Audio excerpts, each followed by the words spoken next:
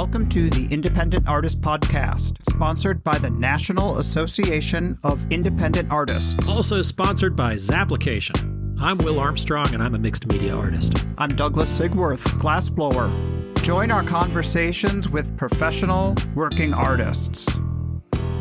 Welcome back to the Independent Artist Podcast, everybody. It's going to be a great episode, and wait for it. Look who it is. It's your old friend back from the road. There he is. I got in super late last night, and man, things have changed. I feel like I've been gone I kind of have been gone from here for a while, but just gone from Minnesota, it feels like for months. Really? It's fall here. It is. Yeah. I see you have a nice hoodie on there. You're all warm. Yeah, I've got your my coffee in hand. My flannel jammies. I'm in the wooden cabin here. I'm over at my in-laws. We had summer kind of go out literally with a bang here in Minnesota as we got hit with a nasty, nasty thunderstorm. The house just next door got hit by lightning. It hit their flagpole, which... Wow. Just last night or while you were gone? No, sometime last week, I guess, while we were gone. And I heard that it was bad, but I was like, wow, the Wi-Fi is not working. And I go and literally the plug that attaches to the modem had exploded. And there's a huge scorch mark in the carpet, scorch on the wood of the wall, like the baseboard is black. Like in your house? Oh, yeah, in the fucking house. That is scary. Yeah. We've got this little doll, right? This little doll that my nephew put. It's like just a little alien guy. I don't even know. Okay. It's like this guy, and he's got a baby draped across his head, and he put that, like he likes to hide little things in our cabin, and it's cute to find him.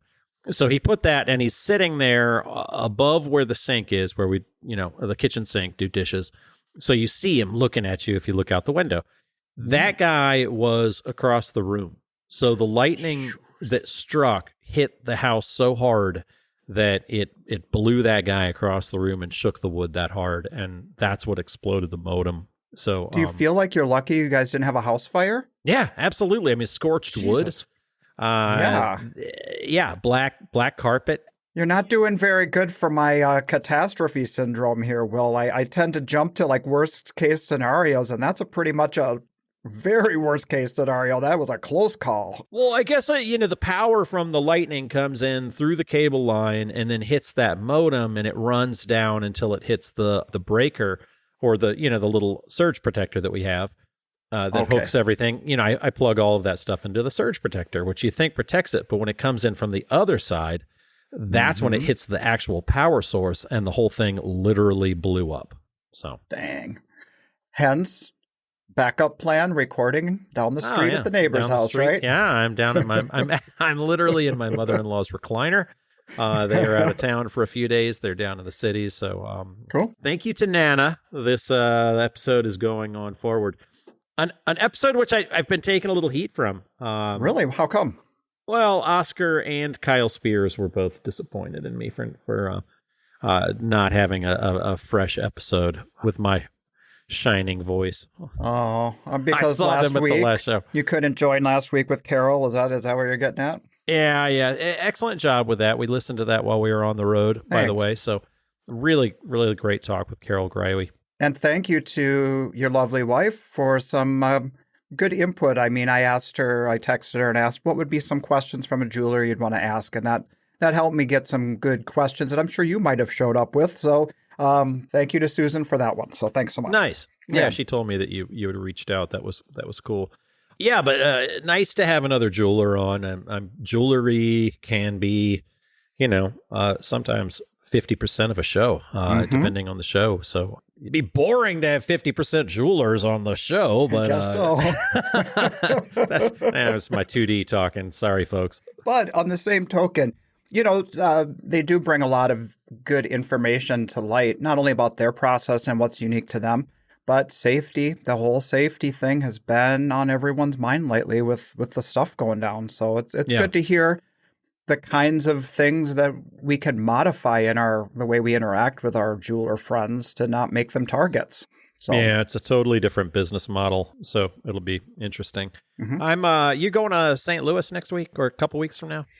So my schedule, I'm about to be the prodigal son because we are getting ready for a 3-show tour, which will include that Cannonball Run coming from the far west coast all the way down to St. Louis. So yes, to answer your question, I will be in St. Louis here coming up. Okay. All right. And it'll be interesting to see how Art and the Pearl goes this year. I might have asked Carol like what the state of the park is these days. So that's always a big question. What has been your experience in the past as far as the homeless issue that keeps popping up? I think that the challenge with that is because the community is not drawing a hard line on how they handle the unhoused there. Right. A little difficult for the show because the unhoused are getting like unearthed for the weekend. That's where they live. And then we put a big fence around it and make it into an art show. But the community supports that show. And there's so many people who live just in that neighborhood that buy from that show. So it is kind of a split thing. Like if you come the week before and you drive through that neighborhood, you're like, what? I'm going to do an art show here? But they take care of it. You know, they still bring the people.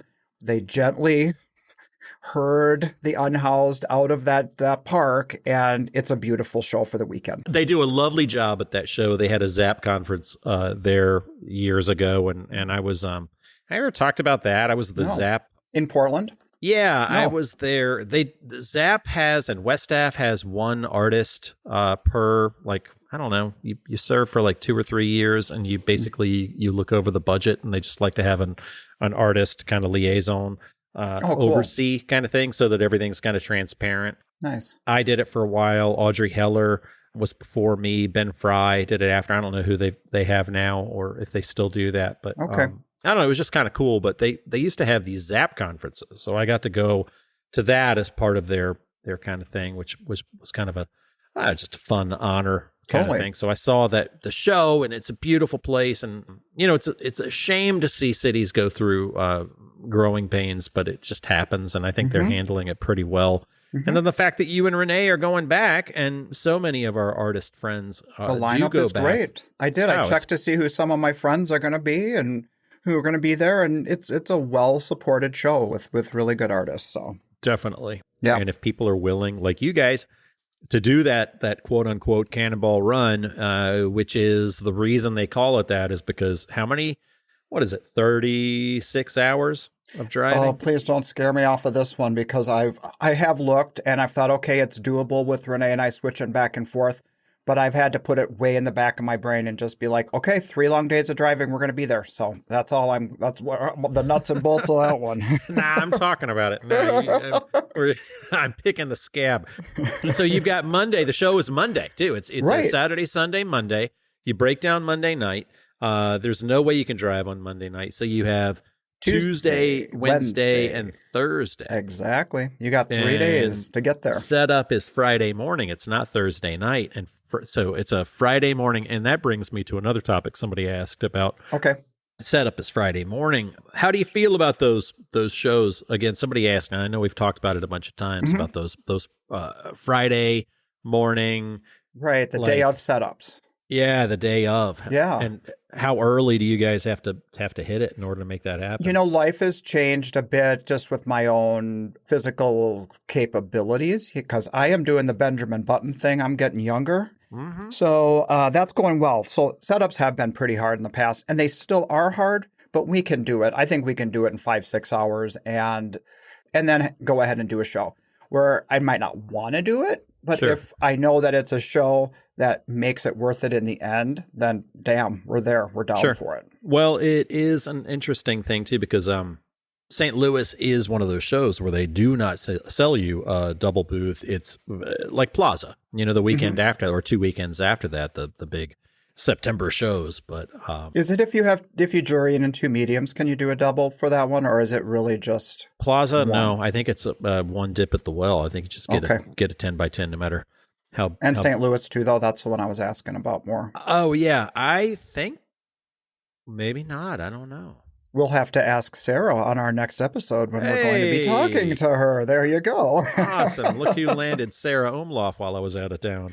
I knew that might get you back on the microphone if I got Sarah lined up. Yeah, heck yeah. She's a good she's a great get and a friend, and I'm excited to talk to her. We'll be chatting with her next week, which means the show will probably air right around the time of St. Louis. So that'll be pretty cool. It should be, yeah. We will talk to her pre-show. So if, if somebody poops their pants in their booth or lights their tent on fire, then we're not going to talk about it. But we can talk about... it wouldn't have happened yet. Yeah, we can talk about past pants pooping. Yeah.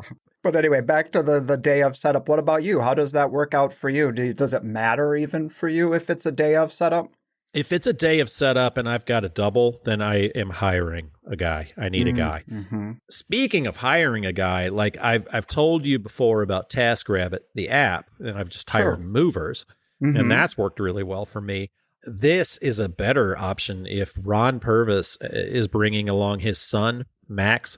Oh my God, that kid is amazing. He is. I've seen him at shows, and he'll actually bring friends. And I think he goes by Max of all trades on social media. If he's looking him up. Okay. Yeah. Yep. And Max is like, he's intuitively art show smart, if that makes sense. Like our kids aren't they? Yeah. He's like 6 foot plus, he's like 6'3", over 200 pounds of he's just a big, kind, muscly, smart, generous, intuitive. You got a few more of those good adjectives coming? Superlatives. I deal in superlatives. So anyway, if you get a chance to hire him, he goes for like $25 an hour, which is nothing, honestly, compared to some of these other movers. And right. So I tipped him on top of that. And man, I was broken down. My double, it's actually a triple because my wife was across the way. And all 3 booths broken down and packed up. I waited longer in line at my last show to get my van in than I did to pack it and break down. So just awesome job. Well, we all know that your favorite beer to drink is the one when you hear the tent poles going down in the street around you, the tink, tink, tink, tink. Oh, So did you get to enjoy that this time? Absolutely. I was, there were bars and restaurants, and not only that, Douglas, but it was above, like it was on a second story balcony as the rest of the people are breaking down, and you're Look hearing at the civilians down there. the proletariat are still banging away at that. Could you keep it down? I'm trying to have a Manhattan. Yeah, that is the sweetest. That is the sweetest beer. Oh my gosh, that's cool. Hey, I have a question for you. It's shitty. So it's really shitty. It is really shitty, but that's part of your charm. Yeah. What's your question? Well, so you just got in last night, but I got to tell you that we are kind of settled into this long time at home. Yeah. I can't even remember any summer season where we've been off the road for 6 weeks between our last show and now. Really? So it's been weird, but it's been really good. I'm really kind of getting used to the whole idea. Well, your spring was jammed though, right? We came onto the road pretty good because we had that long break with my recovery. But then after this last show the last run of shows that we had, we sent a fair amount of pieces out of our booth, which was a humble brag there. But what was really great was we ended up having a handful of commissions that we've been working on here for the last 6 weeks. So we were able just to kind of take that time and not rush and work on it. And there's kind of a difference between working on a commission versus like kind of filling your booth, you know what I mean? Or getting your booth set up. There's kind of a different working mentality.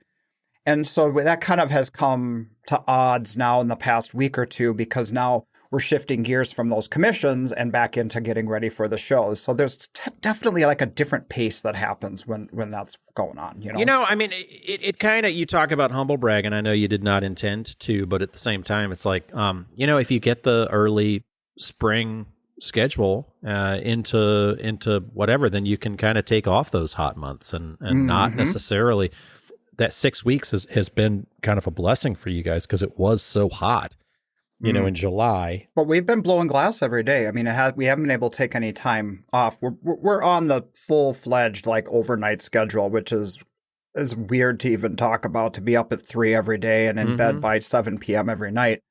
But it's working for us. It's working for us. That's cool. Are you guys with the cooler weather coming? Are you going to switch that? Or are you able to do other things or no? We're going to be in the mountains doing some shows. So, nice. Okay. So it's going to be good.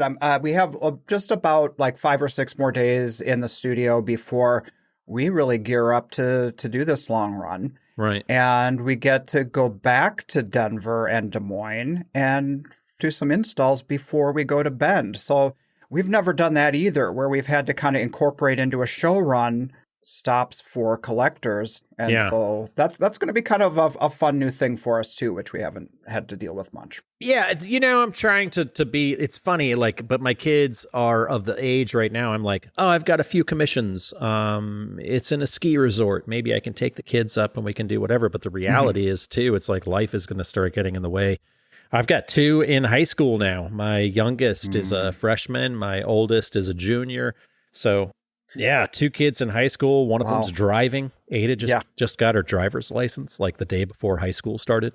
Man, things speed up really fast now. I remember that time where I'm like, oh, the idea of coming to like travel with us to a show to do, like, even if we would say we're going to spend some time on the beach or we're going to go up the mountains, then the kids are like, I'd rather be with my friends, or I got this going or that going. And you kind of like, you know what I mean? You feel like there's a shift.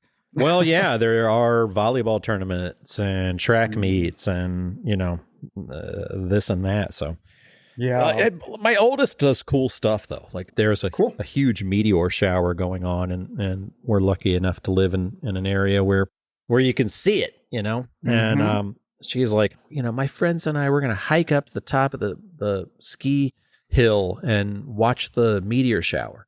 I'm like, I didn't do cool shit like that. Like, we didn't know about that shit. I mean, literally, we couldn't like look at our phone and find out what the hell's happening. You know what I mean? But the kids, they know all about this stuff. Yeah. And meanwhile, like, we're going to go into the 7-Eleven parking lot and sneak bush lights. There you go. Little Boone's Farm. Oh, disgusting.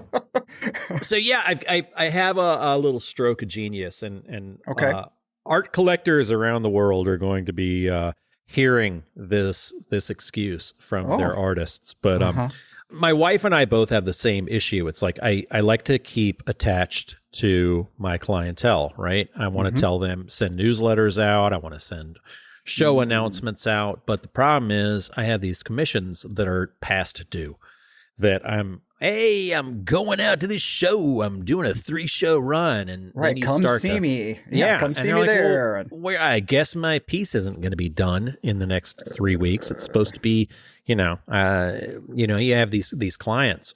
So in my last email to my clientele announcing the shows, I also announced their commissions.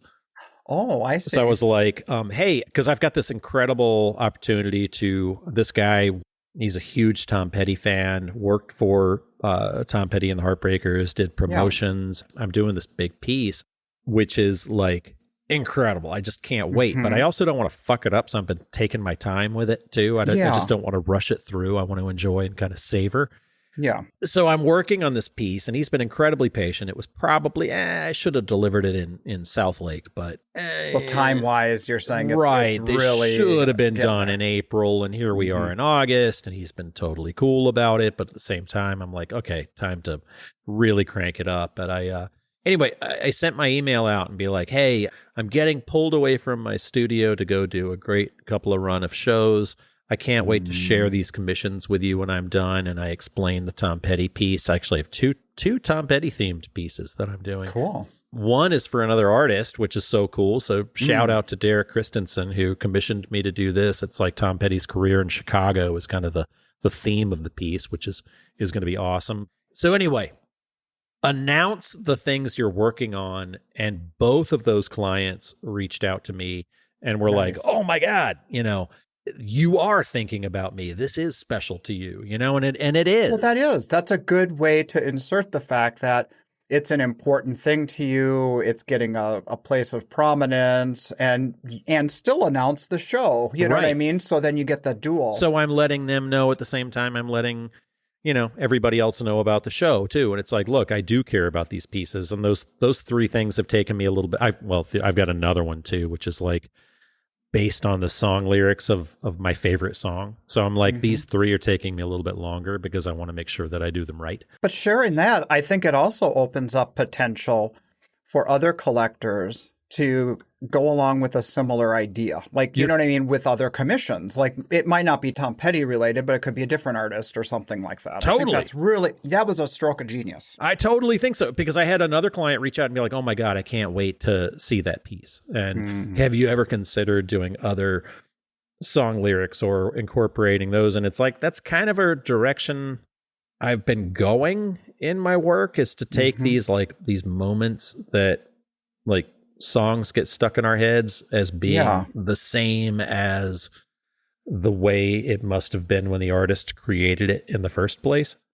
And so I have this kind of thread, but boy, is that I got to figure out a different way to talk about it, because boy, do people glaze over when I start talking about that.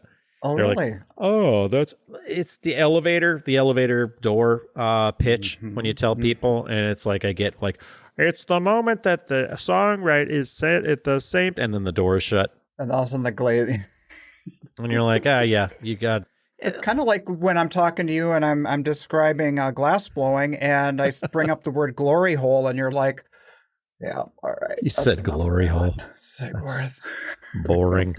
Jesus, I don't care how hot your temperature is in your furnace.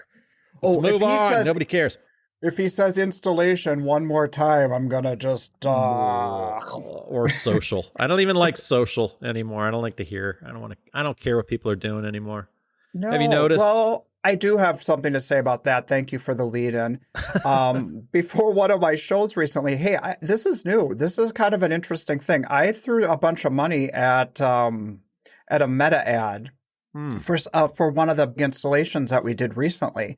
And I'll be damned if people didn't show up to the show, because I was able to target an area and tag the hell out of the show, if I didn't get other commissions using social media to get people to the booth for that. So, right on. Hey, I feel pretty happy about it. I mean, it was more than like a $10 a day boost, but it was helpful. It was really good. I'm really happy about it. That is, advertising and promoting those commissions is going to be more. I mean, if you like doing them, a lot of people hate doing them. I can hear Terry Causey in my ear like, oh my God, Will, why would you do that? But I like promoting those. If you want to stay home more, and you just start promoting those kind of, and my wife has done it for years and been successful at it. So I don't know why it's taking me so long to figure that out. But you're promoting something in your wheelhouse too. It's not like you're promoting a commission where somebody I can do anything. And then they show up and they say, can you make me? And we've talked about people wanting you to do something that's somebody else's artwork. Yeah. But this is you promoting what your concept driven artwork is about. So that's really cool. I had a guy come by that was like, oh, can you do something themed on the Chesapeake Bay? And I'm like, the Chesapeake Bay? Like, I love the Chesapeake Bay in Virginia. I grew up around there. But I'm also like, I'm not a lighthouse duck stamp guy, like keep going. But I hear it pays really well, Will. Yeah, go to Williamsburg, go to Occasion for the Arts. Like every other person is doing this shit. Not that it's shit. I just say shit like it's like punctuation. And not that if you do that, it takes a lot of skill that I don't want to cultivate. Hey, someone's running for president over here. Yeah. Hey, speaking of that, you guys just went to a rally there in Eau Claire. You had a lot of people in town, huh? Am I still glowing? I mean, am I? I mean, seriously. I even walked 4 miles on these gimpy feet of mine. It was insane. So, yes, we went to see Kamala Harris and Tim Walz speak in Eau Claire, which is about an hour from us. Right on. And it also brought in a fair number of people from the Twin Cities. So what you do is you don't just look up the details of where it is. You have to sign up on a list. Brilliant for one, because they capture everybody's emails for marketing purposes. But then they email you the morning of with directions, kind of like a rave, where is it going to be? You know what I mean? Where are we going to show up and descend on this? So they tell you, and you click on a link to where it's going to go, and it's a Google Map link, and you follow it. You get off of the main drag going to Eau Claire 94 through Wisconsin. And you're driving through these rural 2-lane roads thinking there's going to be like a convention center or like an event center coming up here somewhere because it just feels like we're in the middle of a bunch of cornfields. And then you are like back to back to back with cars lined up for miles. And since we've never been there before, we don't know if we've got 2 miles, 3 miles, 4 miles, whatever. I mean, yeah, there's the countdown thing, but things were all closed off. They had to really direct where the flow would go down a single row funnel. Wow. So once people started to realize, hey, we're not even going to make this event if we sit and wait in the car to try and get up there. People are parking like crazy 2 miles away, getting out and just starting to walk there. Wow. And it was like this sea of people walking through these rural roads in Wisconsin, this solidarity. And then you get there and they're like, we need you to hold off. We can't let everybody in. So there was this panic, like, because already it was like, are we going to be late? Are we going to miss it? Thinking they're not going to let us in now. And it was to pause for the motorcade. Oh, and to wow. see the motorcade come through and thousands of people screaming and cheering for this ticket. And then walking in there and like being so far away, we didn't even get to see them on the stage. We only got to watch them on the big screen. On the monitor. Yeah. Yeah. Wow. So to know that enthusiasm behind this candidate exists makes me excited because she is my candidate. I'm not saying that everybody is going to be on board the same politically, but for feeling that enthusiasm that everybody's exhibiting and that I'm feeling towards this movement, it makes me excited to go to work, to make glass for our future. It just, I'm feeling on top of the world. So that's anyway, amazing. You know, and I don't, experience. I typically would say I don't like to endorse particular things and, you know, our show is not going to endorse, but you and I are who we are. And that's what's good about the show. And all I'm saying, I will not vote against the interests and the rights of people that I love and myself and, intelligence and reading. Okay. We're going to keep our opinions on our candidate to that. But yeah, it's just a good feeling, isn't it? It's a really good feeling. Well, it's a positive message, you know. The negative America sucks message is tired, and America's a pretty great place to be. So let's go, right? It's a great place that we can decide to walk into our studios every day, make work, and people can buy it from us and we can make a living out of it. That's the thing right there. That's the American dream, is being independent people. We live or die based on the success or failure of our own efforts. And that is an amazing opportunity for us to be able to do so. There you go. Sure is. And also, we're the canary in the coal mine for the economy, really, right? 100%, yeah. I've always felt that. You know, we are the first people among the first people hit, a lot of gig workers and things like that too. But when there's a little hiccup in the economy, we can smell it first. So definitely. Yeah, exactly. Hey, one other thing about the last 6 weeks that is new for us. I said it was new to be home working so much. What else was new is Renee and I got COVID. Oh, congratulations. Finally, after 4.5 years, we got our turn. Oh, little healthy baby COVID. How hard Little did it hit you? Yeah. You guys Well, are we doing got all right? sick. Our daughter, we helped our daughter move, and she had a cold, and we got a cold. And then halfway through the week, I said, well, maybe we should check to see if it's COVID. And Renee says, it's not COVID. And I go, well, I got COVID as my test is turning positive. And she goes, I wonder if I got COVID. I said, I'm thinking you got COVID if I got COVID. And damn, the two of us had COVID. So that's a lot of COVID. Yeah.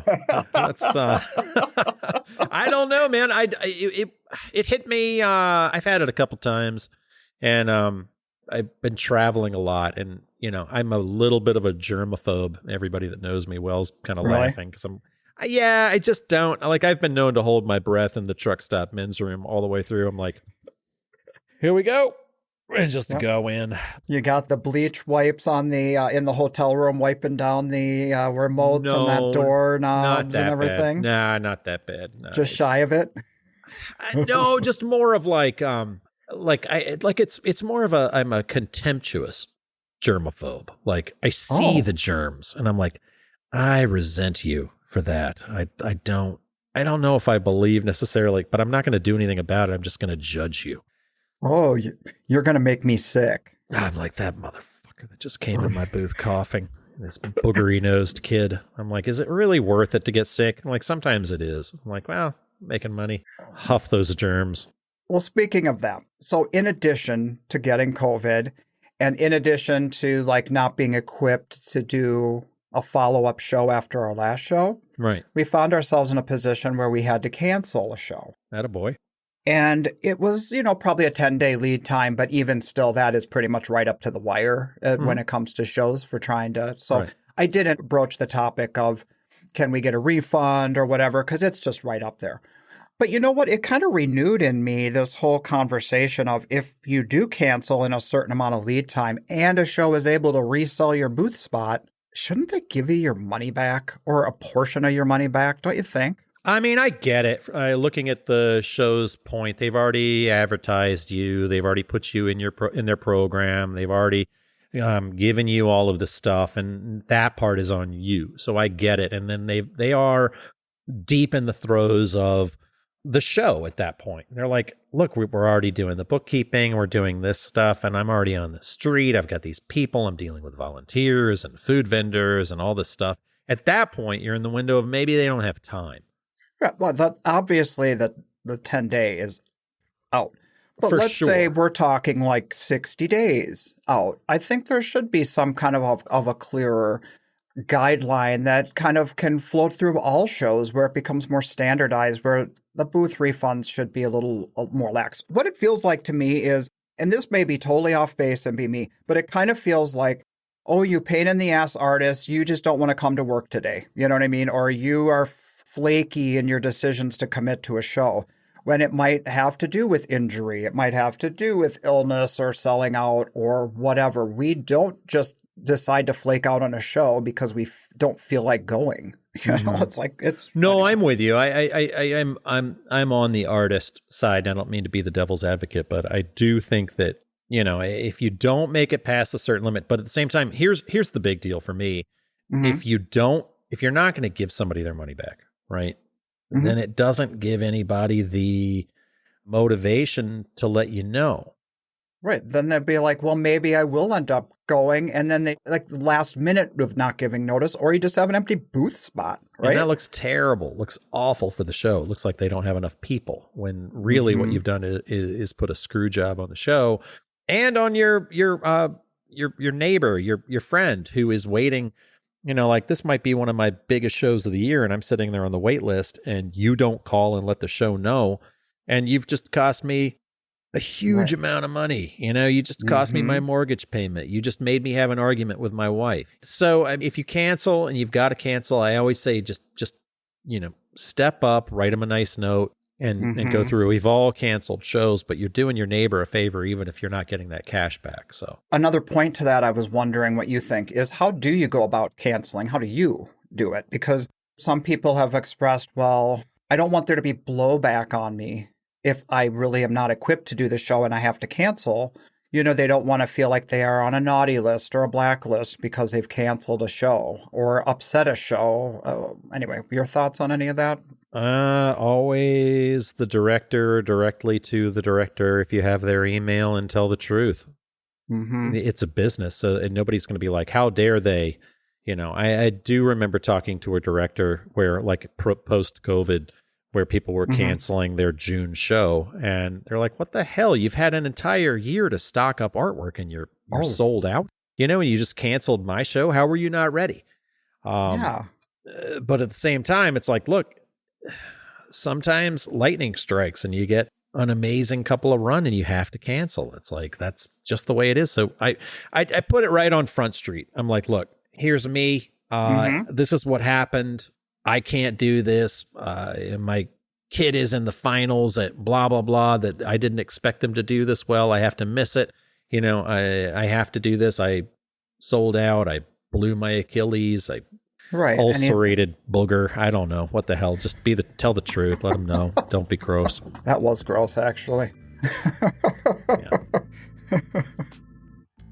This episode of the Independent Artist Podcast is brought to you by Zap. the digital application service where artists and art festivals connect. Look, Douglas, I like having all of my shows that I've applied for in one place, and that's why I kind of prefer to use Zap, because Zap is the standard in our industry. And I tend to do things a little bit last minute, so I like to save all the shows I like to do as favorites, so that I can go back in and sort them by application deadline so I never miss out. When I get rejected from a show or waitlisted to a show that I was counting on and I need to panic apply, I reach for Zapplication. I can go through and scroll through an entire area and over apply to 7 different things after I've had a couple of glasses of wine. Thanks, Zap, for allowing us a backup plan. So, Douglas, I just came up. You were kind enough to allow me to use the restroom here, and while I was in there, I had a stroke of genius. You didn't have a stroke, I hope. No, not yet. I mean, I'm getting up there. Here's my waiting list plan. All right. Sure. Dear artist, you have been accepted from the wait list. Please send Douglas Sigworth a check, no bookkeeping, of whatever amount you feel is fair.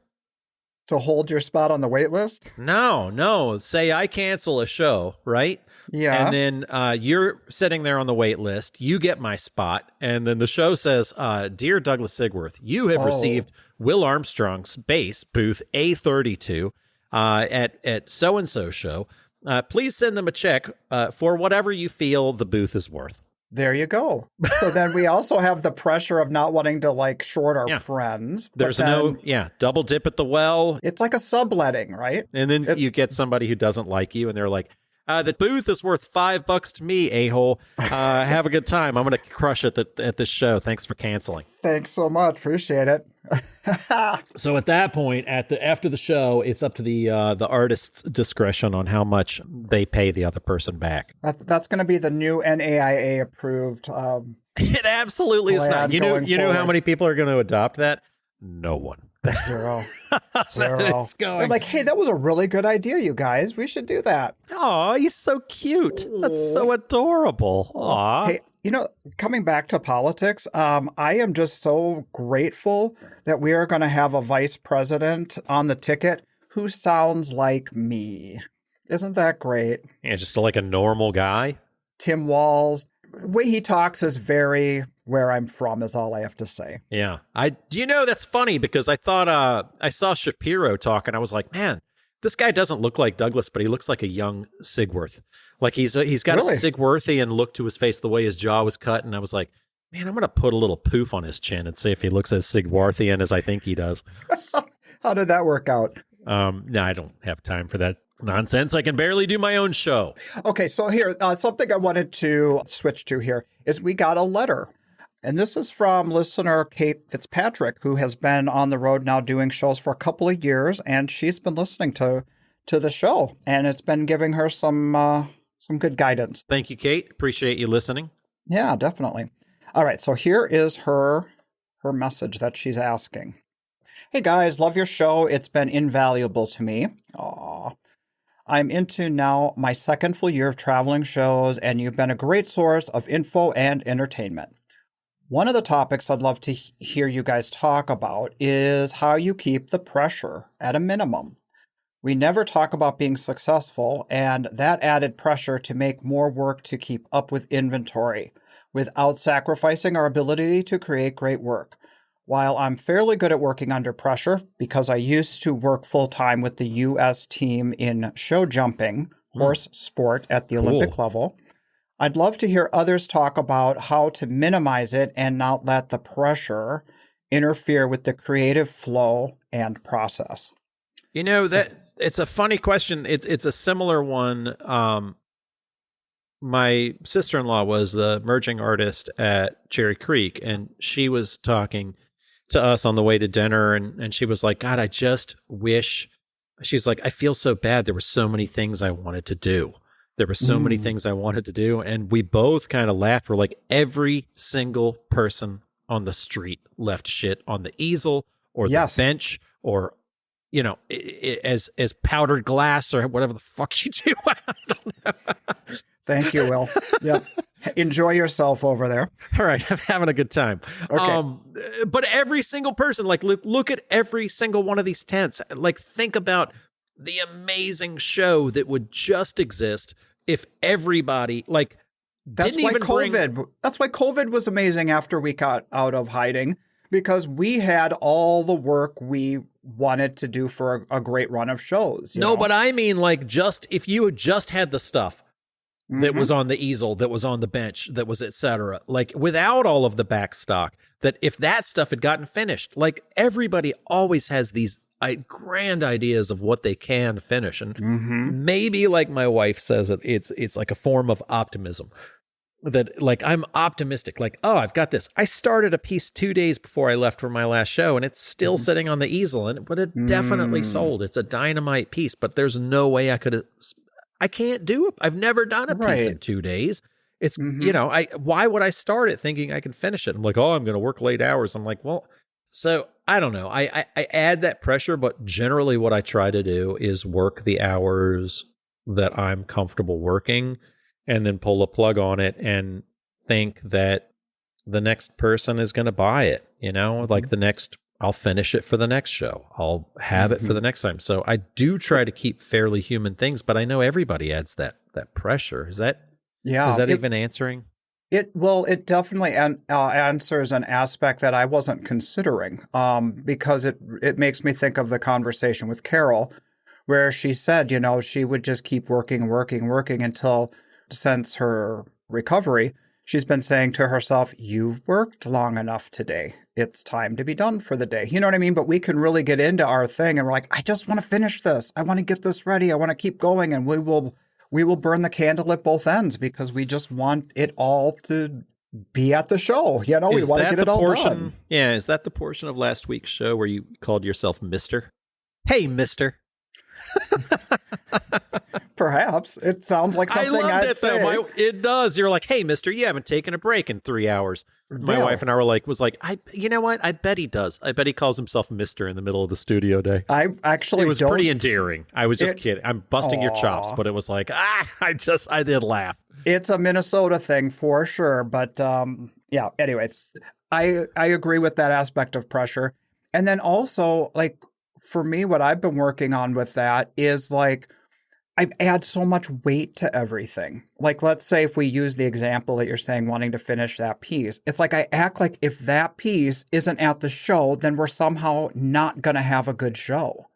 You know what I mean? I take it like 5 steps down the line to the worst possible outcome. And it's like, well, wait, don't I have other good things I can sell too? I mean, there's lots of options. Well, typically what I find is that I don't sell the piece I think I'm going to. If I have this piece is going to be perfect for this setting, and it's like, well, it ended up not being, but it was perfect for the other setting, and somebody in Chicago is falling in love with my piece that I created just for Florida. Mm-hmm. So I don't think that you need to worry about it. Like having done this for so long, I am able to be confident in the fact that the work that I sell here, it's a year. It's not just the show. And right. Sometimes we get caught up in the fact that this show is hyping us up, and they're advertising us on their social platforms. They are sending us 3 emails a week, or 7 if it's Des Moines. They are. Sorry, Steven. It's true, though. Yeah. It's true. But it's like before the thing, and you can't help but get caught up in the build-up. Yeah. And it's like you get caught up and you're like, oh my God, the pressure, the show is coming. But it's a year-long thing. It's like if you don't have the one on the easel here, you're going to have it in the next 2 shows, or you're going to have it here. And then that's going to sell somewhere else. So if you're constantly part of the flow, it's not just one deadline, it's many, and it's the year long, and it's a career, and there's no end to your career necessarily, unless you're smarter than me. It's just this cyclical thing where you're kind of this ebb and flow, and a piece that you created here may not sell until Brookside the following year. It may not sell till Fairhope. It's not going to sell till, you know what I mean? It's just, it's on and on and on. Well, I mean, and it depends on the business model too. I mean, Some people are, larger original type artists, and others are maybe a smaller price point, but volume artists. So, however you get to your bottom line is that. But I think there's an element too that it's kind of interesting that I think a lot of us do to ourselves is even when we're doing well and we feel like we're behind because we're doing well, that we don't take a minute and go, like, exhale and go, okay, I can take the pressure off. Sometimes we actually ramp the pressure up higher. You know what I mean? Like we'll say to ourselves, oh my God, the pace is crazy. I got to keep riding this wave. So I got to keep the pressure going and I got to keep working and keep, you know what I mean? Instead of just like letting up on it a little bit and just like, it doesn't have to always be right. We don't have to think about what we're missing out on. It can be like living in the moment and enjoying the ride. Embrace your inner Helen Gottlieb Yeah. and don't have FOMO. Have JOMO, the joy of missing out. Like the joy of not, you know what? You don't get to see it. I'll show it to the next person. And even though this kind of theme of your work and whatever, and I don't know, I used to really stress myself out and have pieces created just for that particular setting. Because of, I was lucky enough to be picked to do the poster for Des Moines. And I did this Des Moines themed piece that I loved and they loved it. And we, it was very successful for them as far as the show. And I created a couple more within that theme of ideas that I'd wanted to do as the poster. So I had those in my booth and they sold. And I'm like, okay, well now I've got to have a Florida piece for Florida, a Denver piece for Denver. And it was killing me. And I let some of that go because what I was finding is that I would sell the mountain themed piece in the city that reminisced about this, or that so it just kind of depended on people. And I'm like, okay, well, just create what you love and, give yourself a break and figure out your body of work within that. So, I mean, how many people find us in places where, let's say, a theme, like that's their second home, you know what I'm saying? So just because they're in a place that we wouldn't think that they would bond with a theme or an idea, that is really irrelevant because they could be traveling.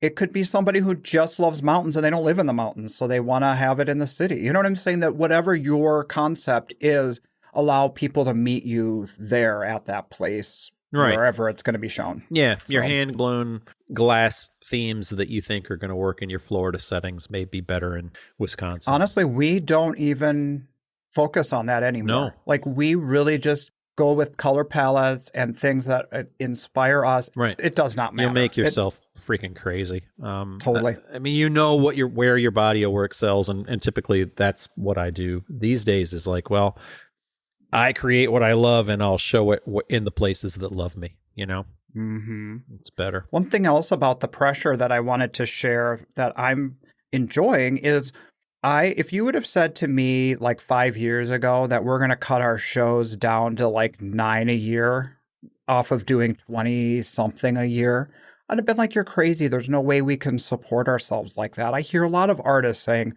that they want to get off the hamster wheel, and we get off and then we get nervous about it. There's something to be said about lowering the pressure by really lowering the commitments of how many times you have to leave your studio to go sell your work. Well, because then you can really be creative and get a volume of work and then really pinpoint those good spots where you want to be. Anyway, check your privilege there. Well, because I'm gonna give you a little reality check. The only way you can do 9 shows a year is if you have a list like yours. We're pretty lucky this year. You're pretty freaking talented, is all I'm saying. I think in order to cut because I've been accused of that myself. I'm like, oh, just do less shows. I'm like, well, it's fucking easier for you to say. You got Fort Worth, Cherry Creek, Park City, Plaza. Like you've got your baller list, but like you're right. No, I hear you 100% on that. But some of those baller shows we didn't make expenses at either. So absolutely, you're right. So those we really do run the risk of getting yourself in a position where now what do I do? I'm behind the 8 ball because now I can't sell my stuff because or you picked the wrong one. And Or you also, pick the wrong one, if you're or- only doing 9 and you have a truck breakdown, you can't get to Rittenhouse. That's tight. You've screwed like 2 months of profit. You know what I mean? Like it was going to carry you. So that's a true story there. But Yeah. I mean, you just never know what's going to come up. And, there's different points where we need to feel like we are protected and we have a, backup plan when something like that comes up. But my whole point about the 9 isn't so much the actual number. That 9 for us was an attempt at having like 12 or 15 for this year. But the jury gods didn't provide us with that as, as what we ultimately wanted. But ultimately what I'm trying to say is my fear of missing out had always put us on the road way more often than we probably should have been, because we always were afraid that we wouldn't make enough. And so I remember talking to Carol Swayze years ago, where it was getting kind of real surgical and precise about, the bottom line and how much are you spending going to that show. And if you can put some more foresight into doing less shows and making more money, to take some of that pressure off so that you're at home making the work, and how that feeds into your overall business model.